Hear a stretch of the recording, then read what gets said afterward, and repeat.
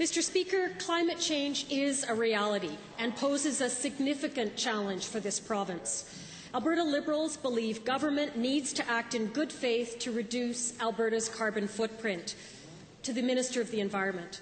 The Minister's federal counterpart just came out with a target of 17% reduction by 2020. How is Alberta going to participate in Canada's meeting those targets? The Honourable Minister.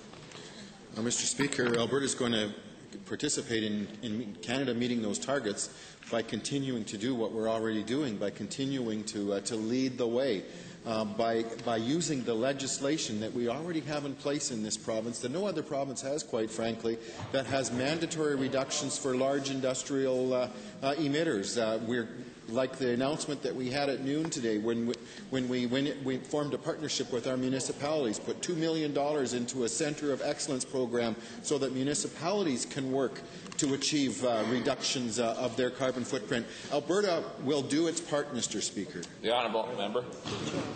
Thank you. Again to the same minister. Given that the feds have moved to hard caps, at some point the minister will have to stop dithering around with intensity emissions and put in real caps to meet the federal targets. When is this going to happen? Well, Minister. Mr. Speaker, the issue of hard caps versus intensity caps is something that is often the subject of much debate. But I remind the member that whether it's intensity or whether it's hard caps, the fact of the matter is that the legislation that we have in Alberta requires real reductions of CO2 on the part of industry.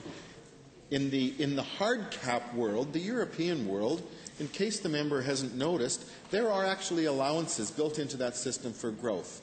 And so whether you call it intensity or whether you call it hard cap, the fact of the matter is you have to allow for growth. That's what our system does. The Honourable Member.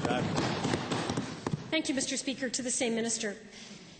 As a result of the government not having their act together on tailing ponds, on reclamation, on wetlands, on emissions, on the health of our northern Aboriginal population, our international reputation is getting hammered and our economy is being affected. So, when is the government going to ramp up Alberta's environmental performance? Mr. Speaker, that is the job that I have on a day-to-day basis. There is not a day that goes by that we are not pushing the envelope, that we are not improving the technology, improving the performance.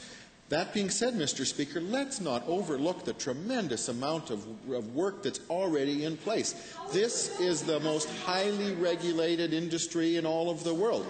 That, Mr. Speaker, can improve and will improve, and it will do it under the stewardship of this government. Right on.